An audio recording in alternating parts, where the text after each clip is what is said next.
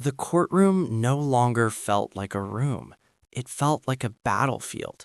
Not loud, not chaotic, but sharpened, like every breath, every glance, every word was a step taken across fragile ground. The judge returned to the bench, and the sound of the gavel wasn't just procedural, it sounded final. It sounded like a door closing. Court is back in session. No one shifted in their seats this time. The earlier murmur was gone. The gallery wasn't just watching anymore. They were bracing, because now everyone understood whatever happened next would not stay contained inside these walls. Crockett rose slowly, papers in hand, though she barely looked at them.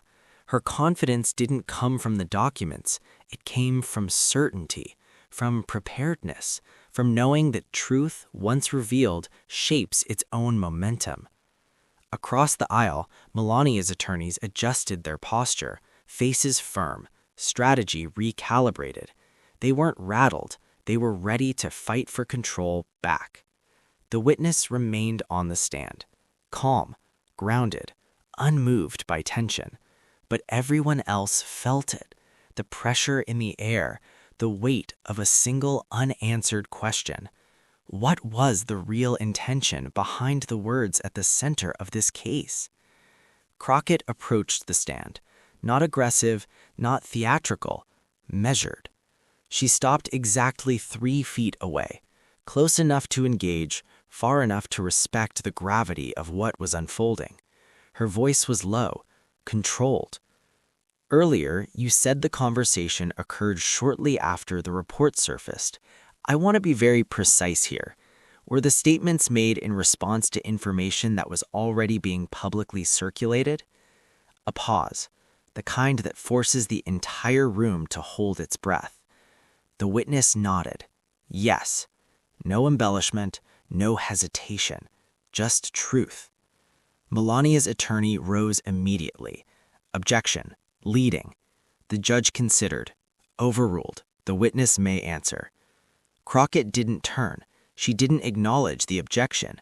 Her eyes stayed locked forward. Did Miss Crockett express personal malice toward Mrs. Trump, or did she reference the context of the information as it was presented? Silence. The kind that does not simply linger, it presses. The witness exhaled slowly. She referenced the context. A ripple moved through the courtroom, not noise, energy. The gallery felt it first, then the jurors, then Melania. Her attorney leaned forward, pen tapping lightly against the table, the smallest crack in composure. Not panic, not defeat, just realization. Because this wasn't about scandal anymore. This was about framing, about intention, about what exists beneath headlines. The judge watched carefully, his expression unreadable, but his stillness carried meaning. He understood what had shifted here. Lawyers chase evidence, judges wait for gravity, and gravity had arrived. Melania's counsel rose for cross-examination. Their tone was sharper, but still refined, calculated. Let's be clear. You're suggesting that context excuses harm? The witness didn't blink. No, I'm saying context explains meaning. The courtroom froze. That wasn't testimony. That was a line that would live beyond the trial. The attorney stepped closer. So you would say Miss Crockett believed she was responding to facts, not attacking a person? Yes. And you're confident in that? Yes. Confidence, when genuine, doesn't echo. It resonates. And it did. Crockett didn't look victorious. She looked steady. Because this wasn't triumph. It was validation of something deeper. That intention matters, even when impact does not align with it.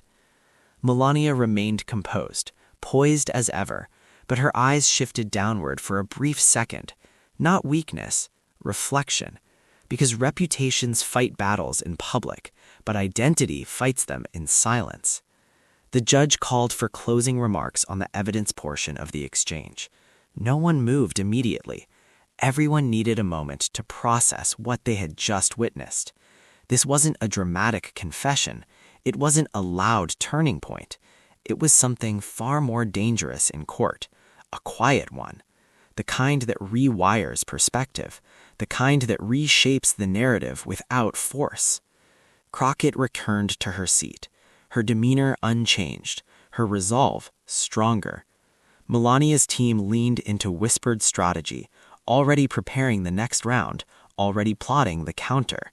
Because this wasn't over, not legally, not personally, not publicly.